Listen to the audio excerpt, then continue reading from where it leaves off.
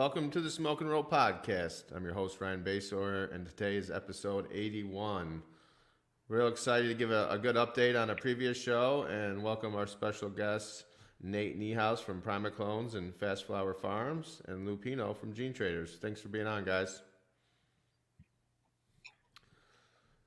Also want to say what's going on to Kevin over at True Cannabis. I know he's in the midst of some good stuff over there. What's going on? What's happening at Renson? We're just grinding away, trying to get this flower finished, trimmed, and submitted for testing. And just grinding. I did want to take a quick second, Ryan, if it's cool, to acknowledge the passing of a good friend of mine, Ken Cole, with GCSI, which is which is a lobbyist firm here in Lansing. I worked with Ken and met him back in 2014, and we did a lot of work on the medical bill here in Michigan. And I think he was very instrumental in getting that stuff passed. He was like the connection to the Republican Party, so to speak, and getting their minds changed on cannabis and pushing things forward. And he was only 55 years old, and so we lost a good one, a really good one, well too soon. So I just wanted to acknowledge Ken and tell him that I miss him and that I'm really sorry to his family. Yeah, thanks, Kevin. That was real sad to hear, and that's tough about politics. But I didn't hear. No, you don't hear a bad word about him from either side, so that says a lot. Tom over at Real Leaf. Tom, it's nice seeing you last week. Are you back home? Oh yeah, back to the grind. Yeah, it was great to get out. We got to meet with a lot of our customers who we've been working with for the past 3 years since we've been licensed, and it's just it's always good to get on the same page every once in a while and get some face-to-face meetings, especially with COVID, to kind of distance everyone so much and kind of made things very impersonal. So that's how I prefer to roll, though. I like to get in front of people and talk about things and not just look at numbers on a sheet of paper. No, it was great seeing you. Enjoyed you and Kristen stopping by, so hopefully you do that much more. And great hospitality at Local Roots as always. Oh yeah, definitely. Yeah, it was fun. So I wanted to introduce Pino with Gene Traders. Today's the episode. We had Nate on before about the hunt for skunk, and for people kind of deeper in the woods on it, it's a pretty controversial topic.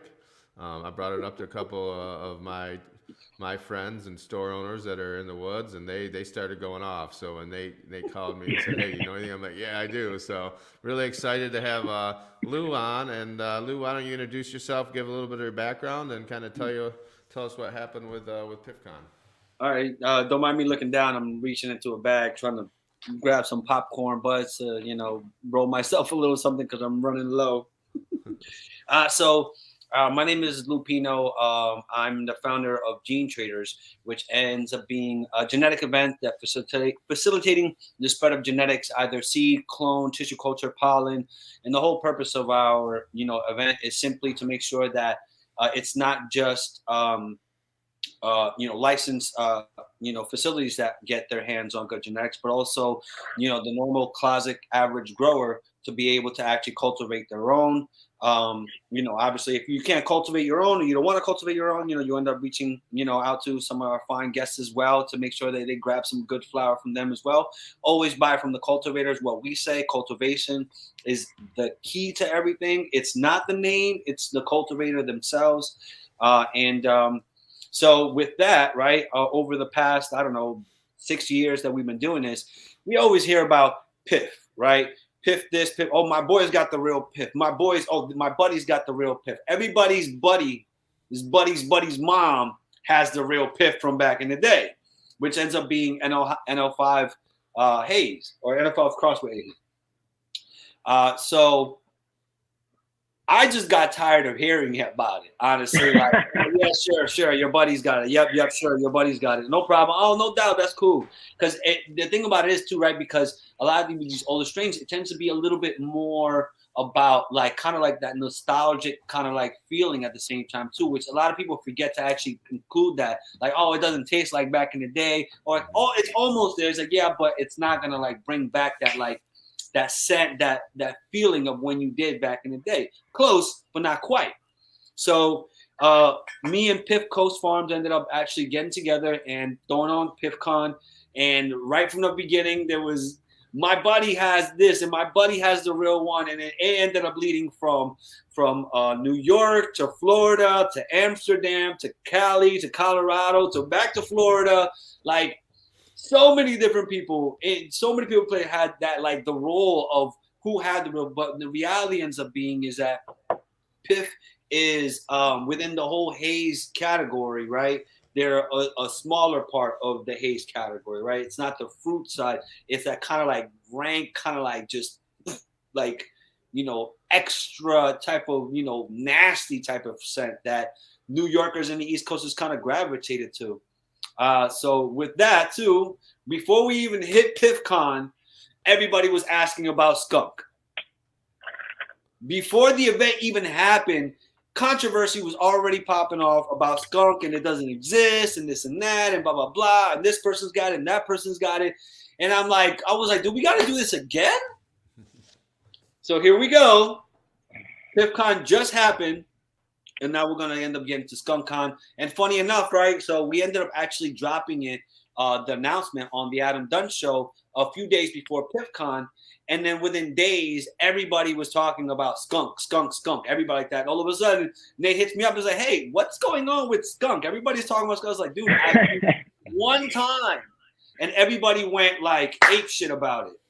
And here we are. it was Aficionado came out about it, and then Kevin Jodry had something to say. Blue Sky Vienna had something to say. Old School Chronic was about it. Todd McCormick was about it, and all of these guys are just bashing heads, swearing they got the real thing, and it's only them that's got the real thing.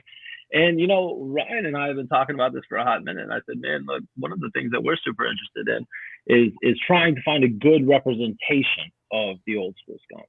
And like, are we gonna finally one? I don't know.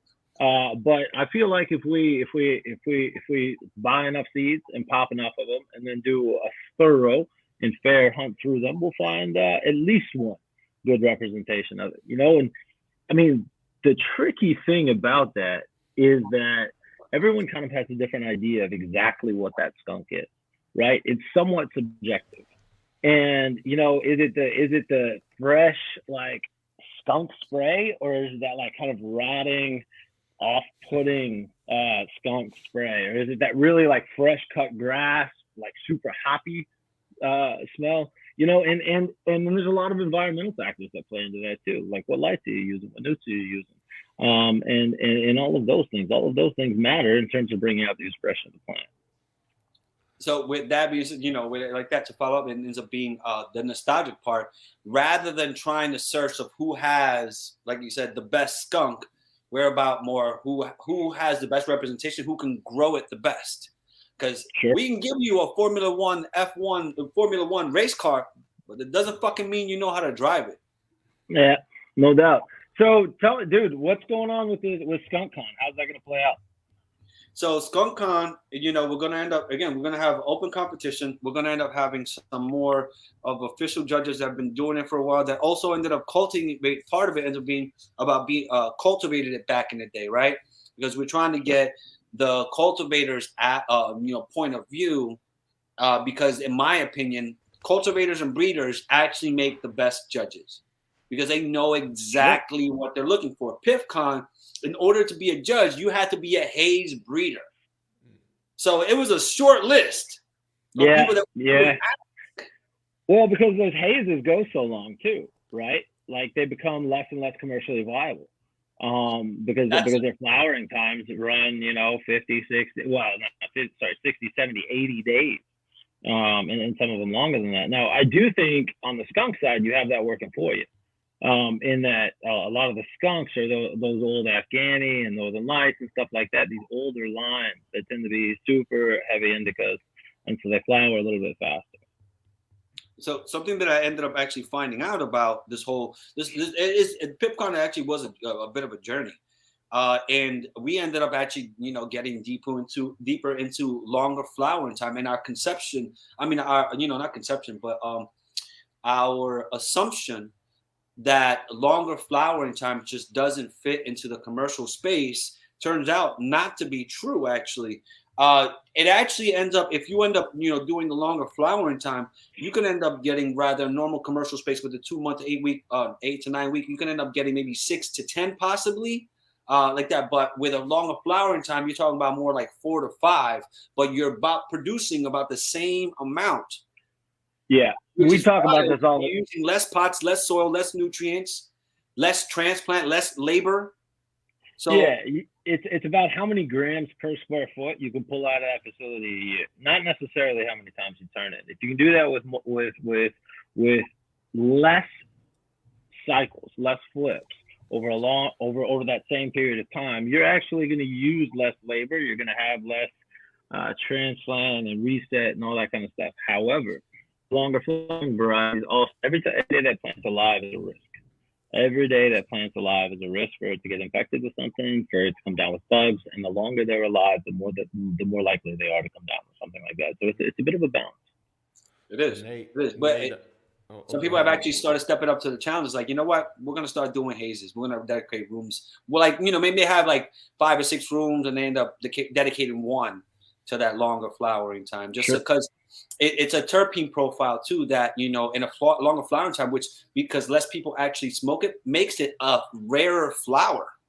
Yeah, and if you can charge a premium for it, then more power to you. What's up, Brian? You had something to say about it. And I wanted to kind of get back, let yourself introduce yourself to the guests. And I know you've been on before, but we're getting a lot of new listeners. And then, when you brought up Skunk to me when we were up there at that dinner, and I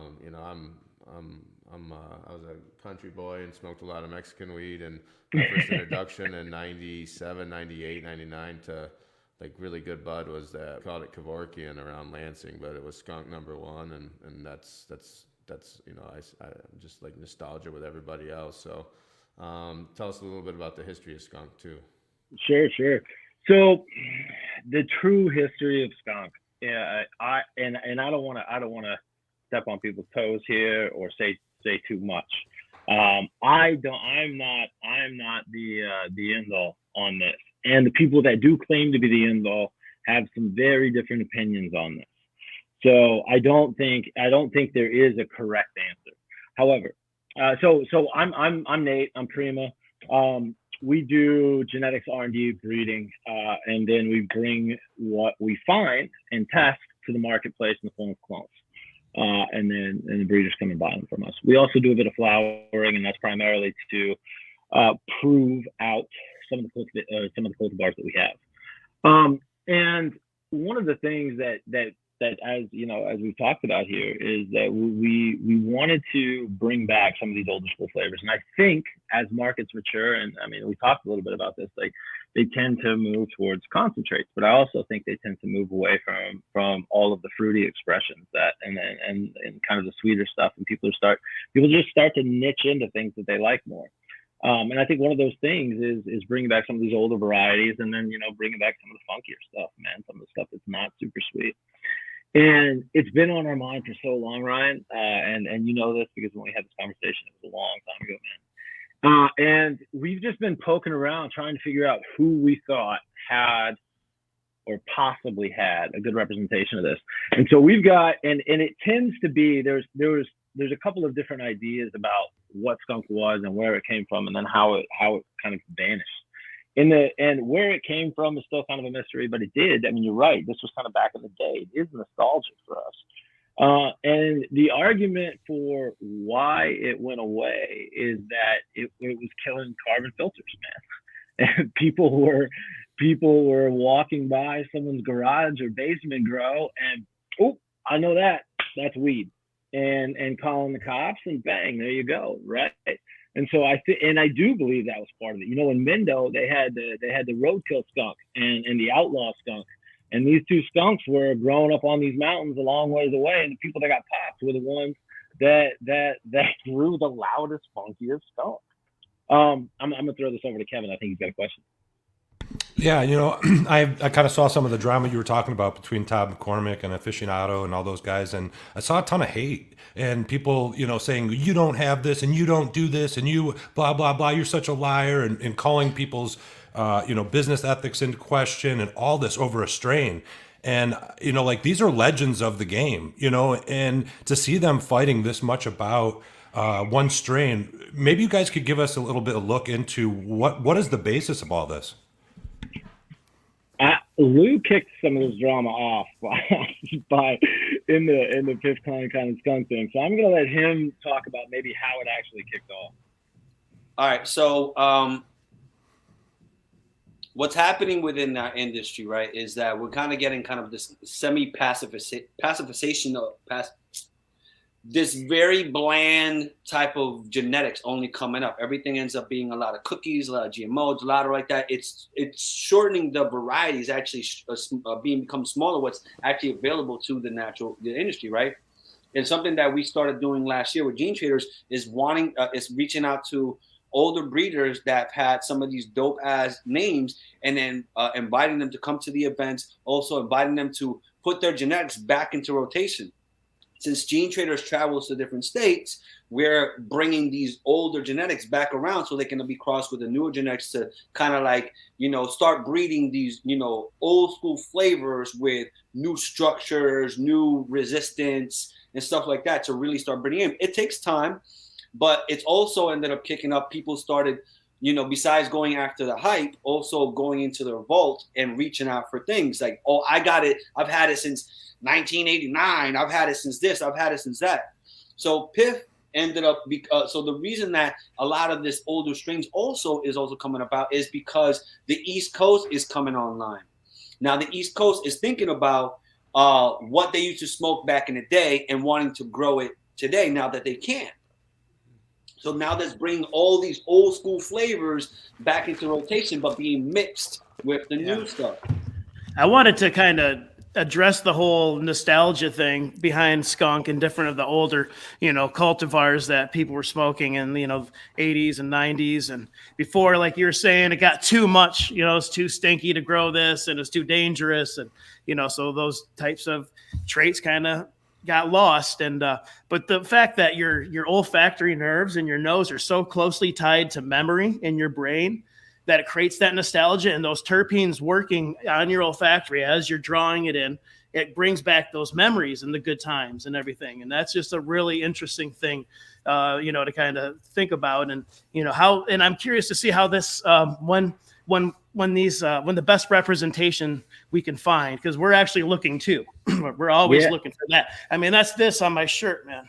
That's what I mean. It's already controversial. We haven't even announced the date yet.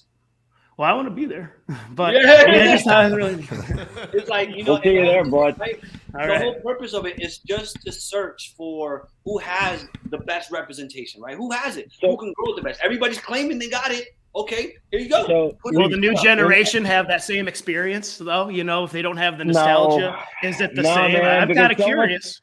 So much of that experience was tied up in the fact that it was illegal, dude. That it, you know what I mean? That it, like, so it's a weird thing about cannabis, but like a big part of it was like, if you really liked it back in the day, you had to work for it, man. I had a skunk cut. I had a skunk cut that we could only have one or two in the garden because no way. Yeah. Those Squirrel Cage fans couldn't work hard enough, And they were expensive. That's it. So to your point, because there's so many people competing about in this one space, everybody claims to have it. Look, we've always been we're Switzerland. We're Switzerland. I don't care who has it. I do not care. And I'm not saying anyone does or doesn't, but one of the things we're going to do is we've got 5 different people that we believe probably do have at least representation of it. And one of those guys is a guy named Old School Chronic. He's on Insta, and you can find him that way. Blue Skies Vienna. I think he's been banned like 10 times, but he has a variation of that. And so he's actually somewhere in Europe. So Blue Skies stuff comes out of Europe. Old School comes out like Kentucky or something like that. And then AGCs, which is Todd McCormick, who almost inarguably has the original skunk #1. Whether that actually kind of comes out in it being exactly what we thought it was is the question. But I mean, he's got something, at least a representation of it. Then there's a guy There's a guy, and I forget the name. I think the name of the skunk is Uncle Fester's skunk, and he's kind of you know who I'm talking about, Lou. I do. Yeah. I do. I have Yeah. a whole bunch of those seeds. So do I, dude. So do I. We just made a big person. And then we've got and it's the Nature Farm where you can find him. He's got a bunch of varieties that he's kind of bred out. And then we're very lucky in that we have a connection with Mendo. And so one of these Mendo legacy farmers we reached out to, and we have a whole bunch of. He had a male of the original roadkill skunk that he bred back to a bunch of different stuff when he was out there in Mendo. And so we're actually going to get like 200 or 300 of his seeds to pop to. And so we're going to pop all these beans, and we're going to record the whole damn thing. And we're going to record. We have very small flower rooms because we do a lot of R&D. And so we're going to just turn a whole flower room into this hunt. And it's going to be all on the same schedule. It's going to be under the same lights. It's going to be fed the same stuff. And then towards the end of it, and we're going to test it all. It's all going to be very public on Instagram, assuming our Instagram doesn't get shut down for something like this. And then we'll see, you know. And one of the things that I was talking with Ryan a long time ago is, man, dude, you'll be able to walk into a room full of skunk varieties and choose the one that you think is the best representation of skunk, and then we'll get you that cut. Speaking of IG getting shut down, mine got shut down this morning. No, they're 20 attacking a lot right now. 27,000. Oh no. You were at 27,000? 27. Good Lord. It said, well, it was disabled, not deleted. Yeah, fair enough. But I already, you know, my contingency plan has already been in place. You know, I've been getting people off the IG and into signing up for email and phone number for like, you know, a while now. So it's just about, you know, restarting again too. And yep. You know. So Lou, I don't know when your date's gonna happen, but it looks like what we're gonna do is so because we sell so many clones, a big chunk of our business happens in outdoor season. Like we have this huge rush for outdoor, and so during that outdoor, it's a little bit safer to do pheno hunting because it's not flowering in any of the other rooms. You know, in case you get hermes and stuff like that, they don't pollinate the rest of the facilities. So that's when we're gonna do it. So it looks like we're gonna be starting that in like. I think we're gonna be starting out like late March, early April, and it'll be 136 plants. We're gonna start with something like 500 seeds, and it's gonna be 136 plants at the end of it. And I think that'll be. It won't be the largest skunk con on the face of the earth, but it'll be enough to get some pretty solid data from. That's the more important thing. There's the data. They're getting those terpene profiles, getting the, you know, all that. That's probably the most important part. Something that we ended up making sure with PIFCon, we ended up testing. So we have the terpene profiles, and we have, you know, the cannabinoids yet, but you know, it's more about the terpene profiles, which is really dope. The winner ended up, it was like 0.84 terp, like heavy on the myrcene. Haley, it was fucking phenomenal. So good. So good. Somebody tested at 9.84 and it was fucking tasted so good. Wait, not 9.84 terpenes?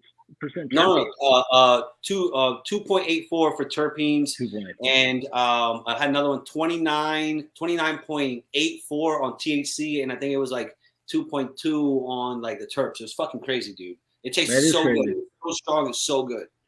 So I don't know. With the ages with the longer flowering time that we are completely missing.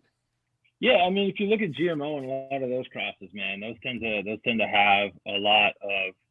They can have a lot higher THC percentages, and they can have a lot higher terpene contents. And I think a lot of that has to do with just having longer to develop on that flower. 100%. But I want to bring this up. Do you guys know anything about thiol? I don't know how to spell. I don't know how to say this word. It's THOILS. Thiol. So apparently, this is the thing that actually like differentiates the skunk smell. It's THOILS. That's the cannabinoid or the terpene? I know just enough to say that. I don't know anything about that. Okay. Because look, you know, the coolest thing about this is, and I think we agree that by doing this, right, even with the competition, even with you know the hunt that you're doing, this is going to end up bringing these terpenes and cannabinoids into the industry, into rotation to make sure that it's not stale. We obviously hit a nerve, you know, across the country when it came to like, you know, with the genetic side. because everybody feels personal to this somehow. Yeah, that's a really great point, man. This and to Tom's point too, and Kevin, you and I talked about this last time I was on here. We do have such a personal connection to those smells and that nostalgia that you really do, and this feeds back into, I think, why people have such a personal attachment and then like defend their representation so vigorously, is because you really do have a personal attachment to like that smell and that feeling and the work that you put into that. Do you think that there's some logic to the fact that people are irritated with other people because they can't fathom the idea that somebody has been able to keep it around for that long, and they're like calling bullshit just right off the get? Like, no, there's no way anybody could do that. Yeah, I do. I also think that people, so if you put that much work into something, like someone like Todd McCormick, for example, he's been raided a few times, dude's been to jail. And I mean, Ryan too, right? I mean, like when you put that much work into something and you've had that much sacrifice into something, it's hard to imagine that someone else has. You know what I mean? It's hard to be able to give someone else that credit.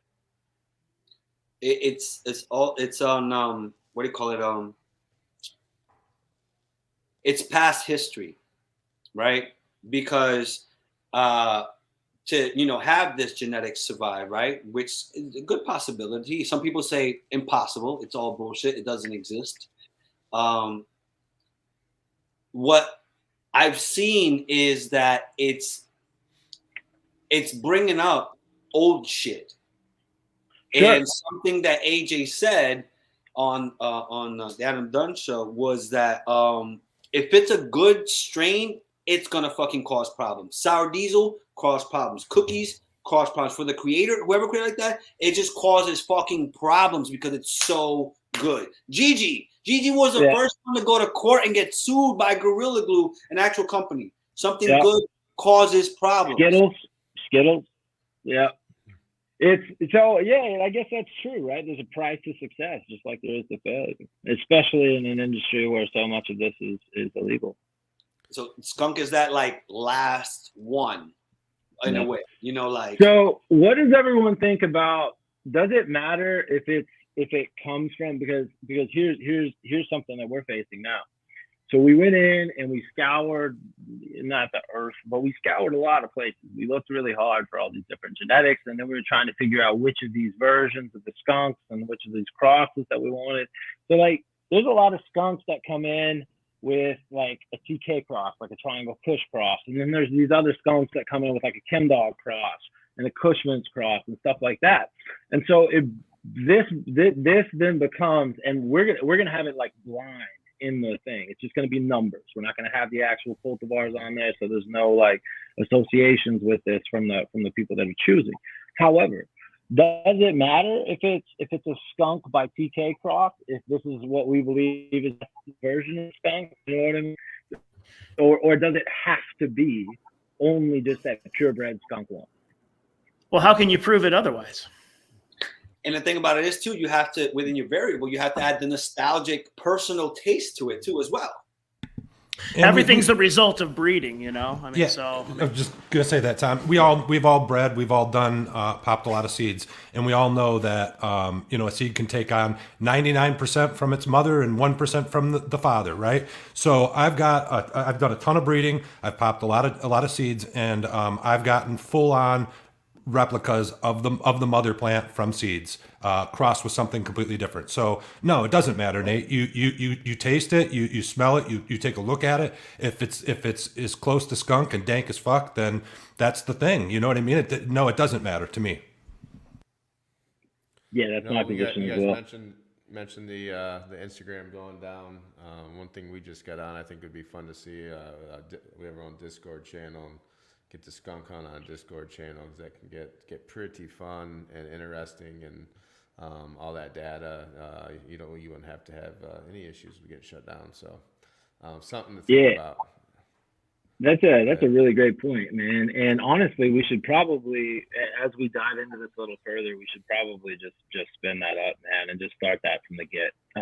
Because the truth is, if we're capturing this on Instagram, should be just like a way to show people who aren't on the Discord what we're doing on the Discord. Yeah, get into the nitty gritty. It's been great. That way we're not relying on Zuckerberg anymore, as we're on it right now. Old Zuck.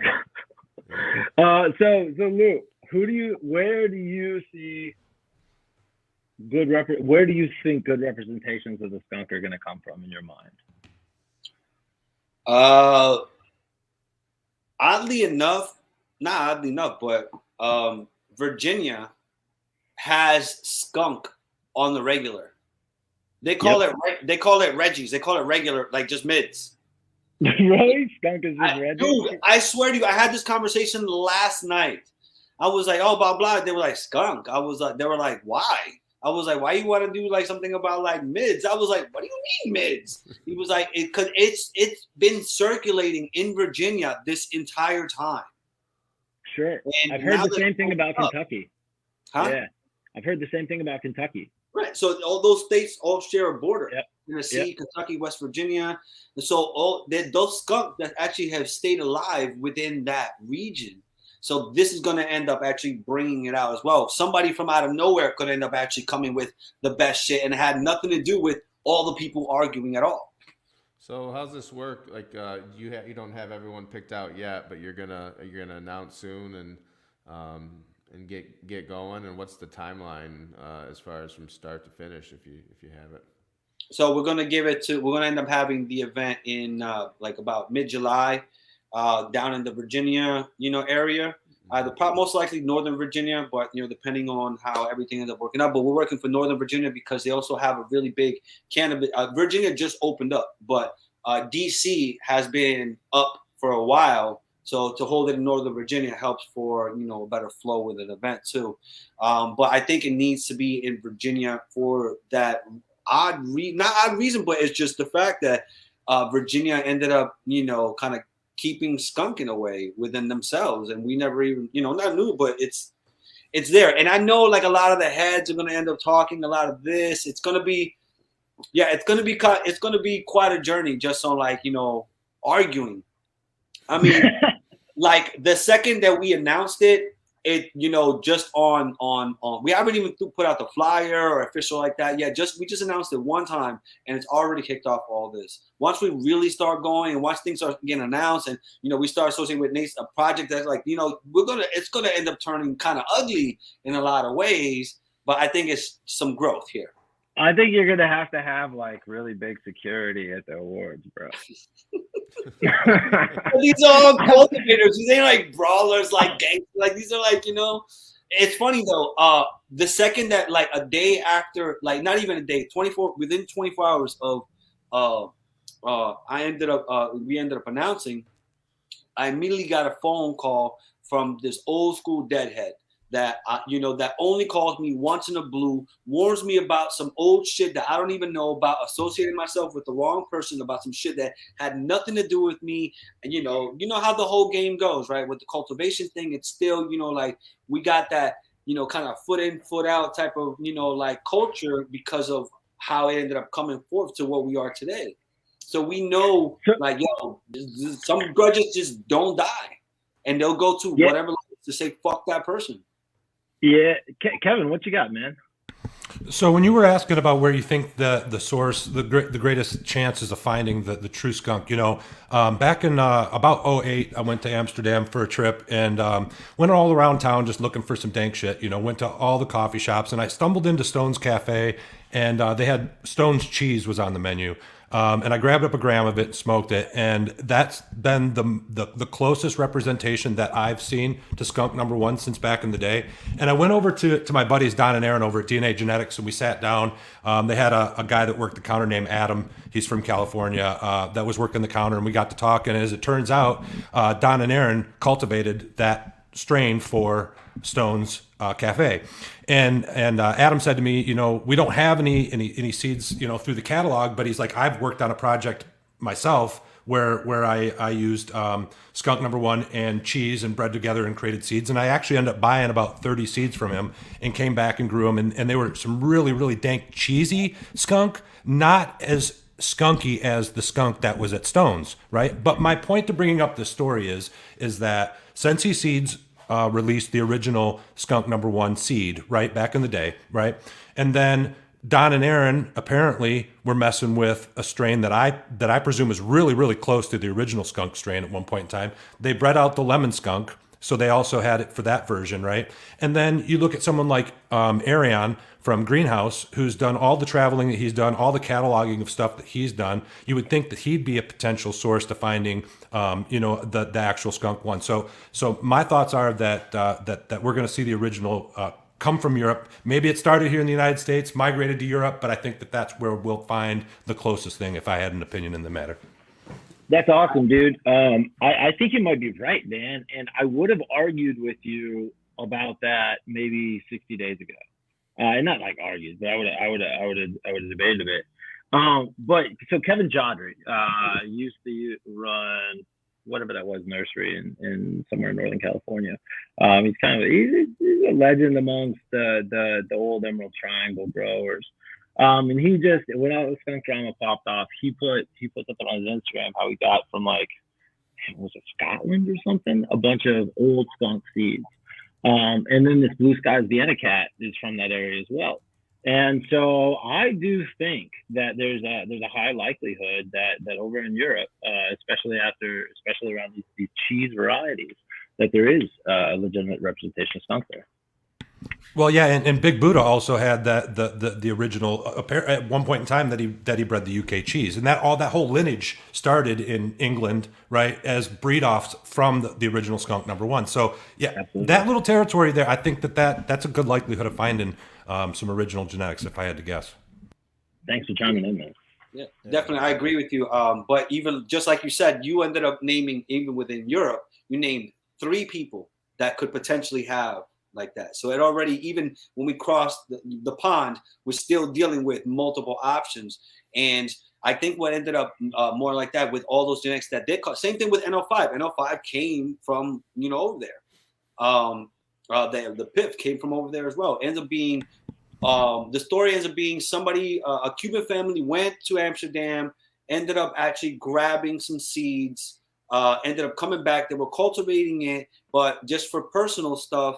And they wanted it kind of gone. So I ended up reaching up to Isaac from Flamingo to like, yo, can you do something with this? And it turned out he even said himself that it was better than Flamingos. So in your opinion, Kevin, now knowing the potential 3 that could end up bringing it to the US, who do you think, or where do you think in the US that, we could end up searching for these breeders or cultivators that still reside within those areas? That's a hard thing to say. California with all their outdoor growing, there's not as many places to harbor something like that for so long. I think you're going to see it in a more Midwest, type of atmosphere. I have some seeds that are from the 96 to 2000 era. I haven't been able to get many of them to germinate. And so I'm kind of just holding on to them because I don't want to waste them, knowing that maybe down the road technology will come along and we'll be able to tap into some of those guys. But it's really hard to say. You had mentioned Adam Dunn earlier as well. Adam Dunn's a wealth of information, and I would think that Adam, obviously knowing Don and Aaron, obviously knowing Arion, obviously knowing Todd McCormick, and all those guys, that Adam might be somebody that could tap into something that could open this thing up as well. Oh, once you mentioned to him, it just piqued his interest because he has all these multiple stories as well too. But definitely, I agree with you. Good source of information. Well, this is great and exciting. I want to give everyone a chance to say goodbye real quick, and then we'll get the information on how everyone can start following along and enjoy the journey. So, Kevin, go ahead. Yeah, Lou, it's great meeting you. Nate, great having you back on the show, guys. This is my pride and joy. I love debating genetics, talking about genetics. I spent so much time researching over the years. I mean, back in the day, you guys probably did the same thing, but in High Times magazine, circling the strains that you want to order, getting ready to mail the coupon in, but never doing it because you were scared you're going to get thrown in prison or something like that. But this is it for me. And every time, Nate, now that we've had you on a couple of times, it's just been such a pleasure. So thanks, guys, for keeping the dream alive with the Skunk #1 and trying to find these things. And appreciate you guys coming on the show. Awesome. Tom. Hey, Lou, are you filming this event in Virginia? What do you mean, the award show? Yeah, well, don't you have like people's this? reactions or something? Yeah, well, you're talking about all this drama. I think somebody should be filming it. Gonna be, listen, we're gonna you guys are the first podcast that this, we brought it up on the Adam Dunn show just announced, but we will continue to talk about PiffCon. This is the first one that we've actually talked about this, right? And it's going to continue the closer we get into it. There's a lot of charged up energy around this subject. So For sure. we're going to be people be like, oh, even after the winner's announced, there's still going to be controversy. For sure. Nate, we definitely want to throw our hat in the ring for, a Michigan hunt. So we have some tricks up our sleeves over here. We've been, keeping a seed vault for years. So I think now is the time. If it's the call. And I guess this is kind of leading into where I'm going to wrap up anyways. Look, one of the things that I wanted to do on this podcast is, look, if somebody has something that they think would actually be a good representation in here, man, we will make room for it. I am solution agnostic here. I don't care where it comes from. We're just trying to find the real thing. So if you got something, throw it in there, man. We're going to treat it just the same as we would anybody else's stuff. You're welcome to come in and take a look at it yourself. We're going to record the whole thing. So there's not going to be any bias here. If you got it, bring it. Nate, how do they get a hold of you? Absolutely. The easiest way to get a hold of me is just probably through Instagram right now, or at least until it gets shut down. There you can find this on our website. There's quite a bit of information on our website in terms of contact us, and that's www.primaclones.com. All right, cool. And then Lou, really, really awesome meeting you. Wealth of knowledge. This is exciting. And any final words out there on the hunt for skunk, and how do people follow you and follow the hunt? Gene Traders on IG. We already got another one up. Until we get the one back. Gene-traders.com for our website and a whole bunch of other information that we're going to end up doing. We're going to end up cross-referencing with a Prima clones as far as the following the hunt as well. And we invite basically everyone to put their best skunk one foot forward and put up or shut up. Awesome. That's it. And we're Can't gonna, wait. when we post, and once we all the tests like that, we're gonna post all the things of who had what, blah blah blah blah, from where and all that stuff. Simple stuff. No, this is exciting. This is one of the fun things that, get to pinch ourselves that we get to do this and do it publicly now. So it's awesome. With that, really appreciate it again. We'll have you guys back on with some updates before too long, and see everybody else next week. Thank you for Hey, guys. appreciate you guys. Thank you very much for giving me the time and opportunity to talk about this.